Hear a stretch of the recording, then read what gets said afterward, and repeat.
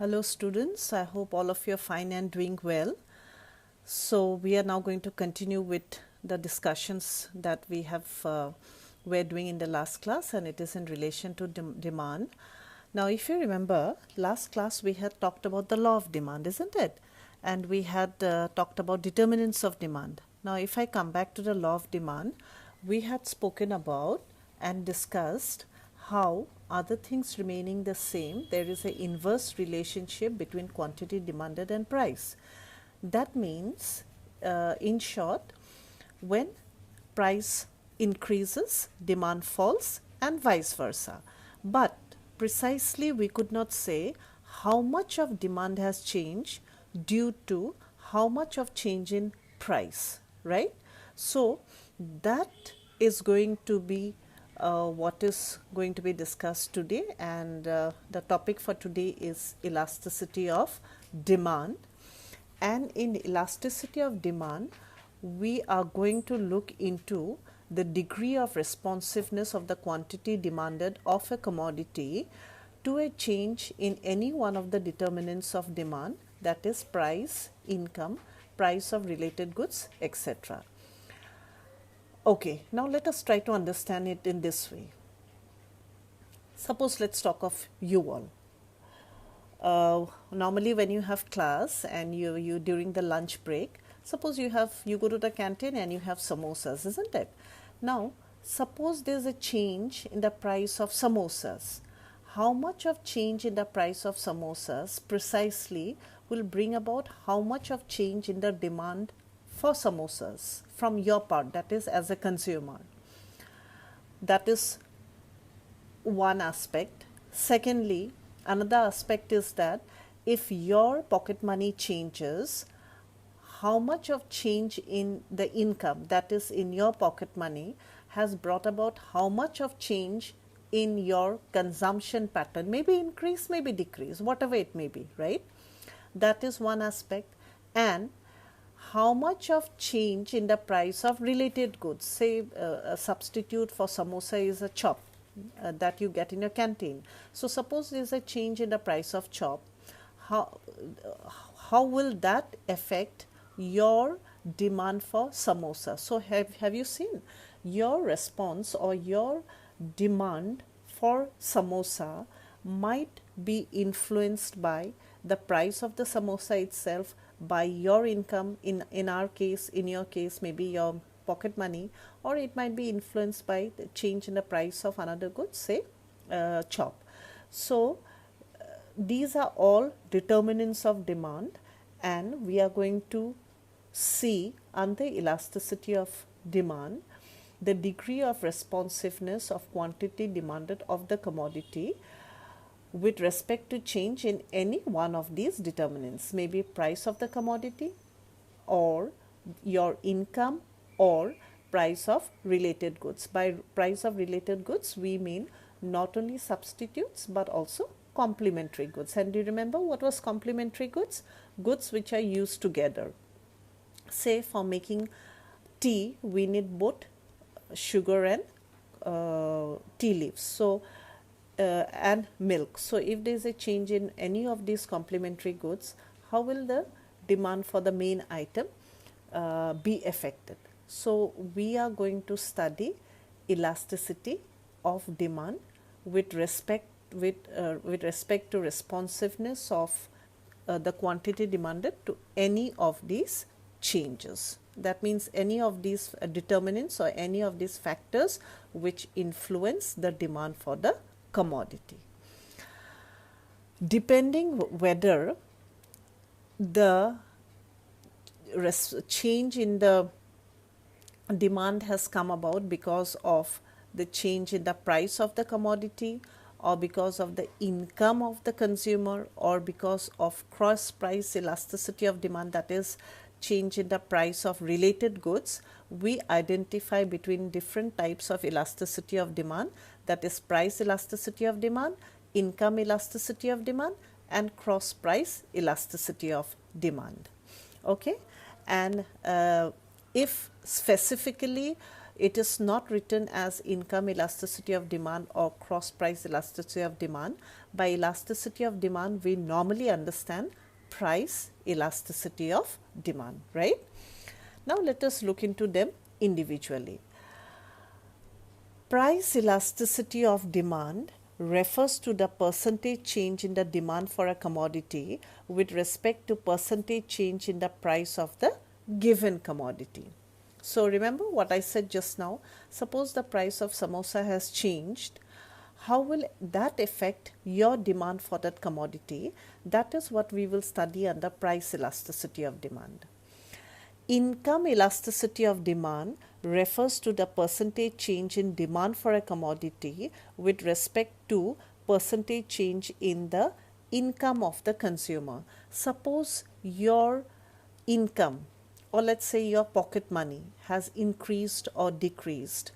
How much of the increase in your pocket money or how much of the decrease in your pocket money has affected your demand for a commodity? That is what is studied under income elasticity of demand. That means responsiveness of quantity demanded to change in income of the consumer. And cross elasticity of demand, it is also known as cross price elasticity of demand, refers to the percentage change in demand for a commodity with respect to a percentage change in the price of a related good.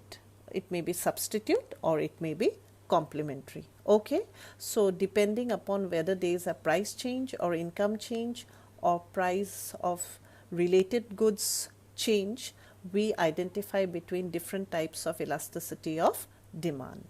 Okay, if the responsiveness of demand to change very high, is the responsiveness of change in demand to a change, say in price, very low? So what am I telling you is nothing but degree of elasticities of demand. That means depending upon how high or how low the response is, we identify between perfectly elastic demand curve, perfectly inelastic demand curve, highly elastic demand curve, less elastic demand curve, and unitary elastic demand curve. These are nothing but degree of responsiveness of change in demand to change in determinant of demand. In our case, we are going to talk about mainly price elasticity of demand. That means when price of the commodity changes, maybe price goes up, maybe price goes down, how does the demand respond to it? That is what is studied under degrees of elasticities of demand. Now let us see what is perfectly elastic demand. Now as you can see, there is a definition before you. When there is an infinite demand at a particular price and the demand becomes zero with a slight rise in price, the demand for such a commodity is said to be perfectly elastic, and symbolically it's written as ED is equal to infinity. So in this case, what happens is that the demand curve is shown to be perfectly elastic demand, and it is horizontal to the x-axis. Now this tells that the demand is infinite at price OP and tends to become zero at all price above OP. So you can see here at price OP, the demand is infinite. OQ1, maybe OQ, maybe OQ2. So there is no limit to it. Now it's obvious that these type of situations very, very extreme, not to be found in real life. And as far as perfectly elastic demand curve is concerned, we can say that it is more of an imaginary situation, and it represents one extreme form of responsiveness of demand to price change. Then you have perfectly inelastic demand. In such case, there is no change in demand with change in price, and ED is equal to 0. Now let's look into the diagram. You can see that when the price is OP, quantity demanded is OQ. Price reduces to OP2, quantity demanded is OQ. Price rises to OP1, quantity demanded is OQ. So no matter what the price is, the quantity demanded remains unchanged. Not common, but certain instances can be found in real life. For example, in the case of life-saving drugs, where it's very specific amount of medicines are needed, even if the price is very low, you do not increase the quantity of the medicine, and even if the price is very high, you do not decrease the quantity of the medicine. So in such cases, it is possible to find instances of commodities where demand is perfectly inelastic. A specific quantity is purchased irrespective of what the price is. Then we have situations which are more common in real life, highly elastic demand curve. Now, when the percentage change in quantity demanded is more than the percentage change in price, the demand for such a commodity is said to be highly elastic, and symbolically it's written as ED is greater than 1. Now let's look into the diagram. You can see that at price OP, quantity demanded was OQ, and then the price reduces to OP1. It's obvious that there has been relatively greater amount of response, in the sense that quantity demanded has increased now from Q to Q1, that is now the new amount of quantity purchased because of fall in prices Q1. Now demand, it is seen in real life, is likely to be highly elastic when the outlay involved is a larger share of the total expenditure. Then it is also found in such cases where want is not such urgent, or maybe when there are close substitutes available, or maybe when the commodity is repairable or durable, or maybe when the commodity has multiple uses, or even if it happens to be one of the luxury goods. Now in such case, when a cut in price raises quantity so much as to increase the total expenditure on that commodity, we talk of highly elastic demand, or demand here is greater than unity. So total expenditure has in fact increased with a fall in price. So the responsiveness of demand to price change is very high. Then we have less elastic demand. In such case, percentage change in quantity demanded is less than the percentage change in price, and then the demand for such case is said to be less than 1, or less elastic or inelastic. Now this normally happens in such cases where outlay on the object is less. That means the amount of expenditure on the commodity made is very less.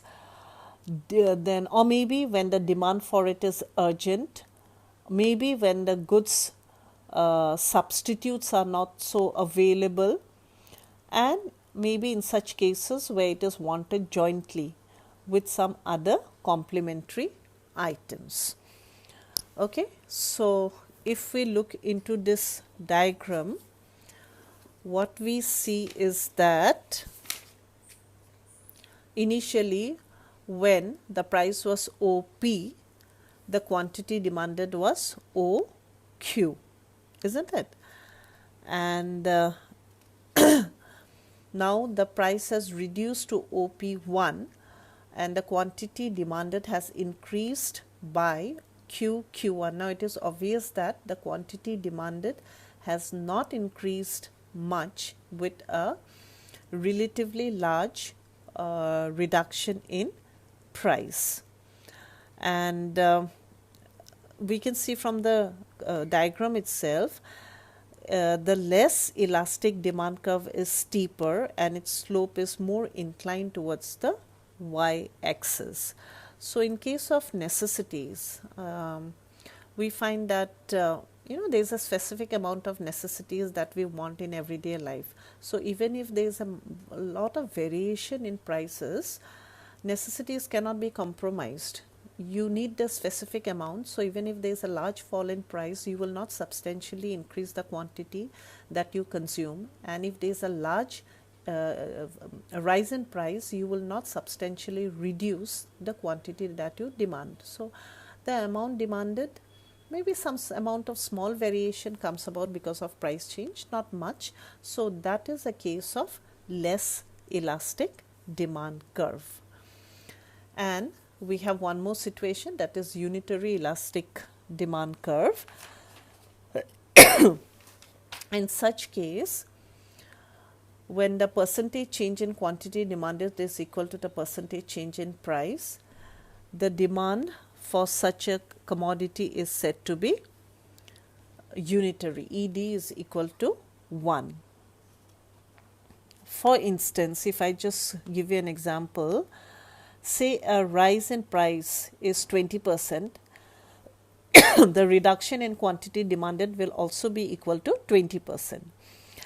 And the shape of the demand curve having unitary elastic demand will be like a rectangular hyperbola, which shows that the total area or total expenditure under the curve always remains the same. In such a in this case before you, the area of OPLQ and the area of OP1RQ1 is the same. It means that total expenditure on the commodity remains the same, and hence this the curve is known as rectangular hyperbola. Okay, so these are the different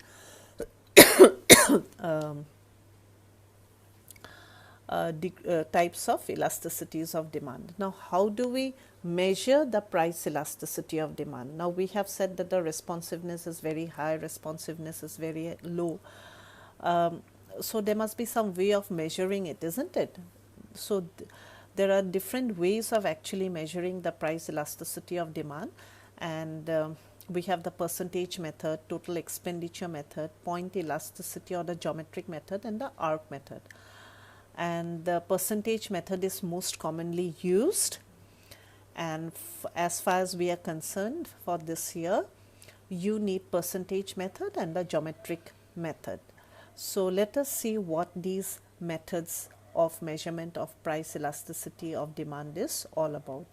Now, this percentage method was given to us by Marshall, and it simply shows that elasticity of demand is percentage change in quantity demanded divided by percentage change in price. If we elaborate it, it comes out in this way: percentage change in quantity demanded divided by percentage change in price, where percentage change in quantity demanded is calculated by new quantity, that means the quantity post change in price, minus initial quantity divided by initial quantity into 100, and percentage change in price is given by new price minus initial price divided by initial price into 100. And price elasticity of demand, the actual formula that you need to remember and apply is delta Q by delta P into initial price divided by initial quantity. So this is the percentage method, and we have one more method, that is the geometric method. Now, before we go to the geometric method, there is one thing that we need to remember about the percentage method, is that the elasticity of demand is a pure number and it does not depend on the units in which price and demand are measured. Okay. Now, this is because of the simple reason that elasticity is measured by the rate of two percentages, that is percentage change in demand and percentage change in price, and the percentages are always independent of the measurement. And secondly, we have to remember that price and quantity move in opposite direction, and the elasticity of demand will always be a negative figure, but as when we calculate, the minus sign is dropped in using elasticity measures, right? So remember that that first is that it is a pure number, and secondly, although it is a negative figure, when we calculate, we drop the negative sign. Geometric method, we apply this formula, lower segment divided by upper segment, and this geometric method tells us that a downward sloping linear demand curve has different elasticities at its different points, and these elasticities can be specifically measured at different points with the help of this geometric method. Now, in the example before you, we have a linear demand curve with different points A, C and B. Formula is lower segment divided by upper segment. So, in this case, it is obvious that lower segment, that is CB, divided by upper segment AC is equal. So, it is equal to 1. So, which means that the midpoint is C. I have not given so many diagrams here, but let me just say a few important points. Later, when you consult your books, keep these points in mind. At the midpoint of the curve, that is at C in our case, elasticity of demand will be unitary, that is 1. At any point above the midpoint, elasticity will be greater than 1.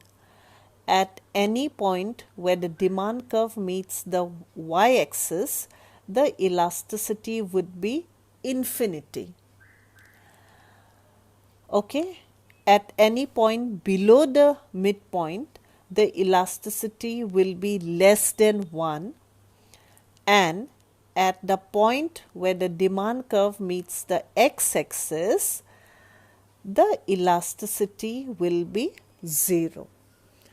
So, when you apply this formula which I had given, that lower segment divided by upper segment, what I had said just now about the different elasticity at different points of the demand curve, when it becomes very easy to calculate. I'll give you some sums after this class. Solve those and make yourself familiarized with the application of the different methods to calculate elasticity of demand.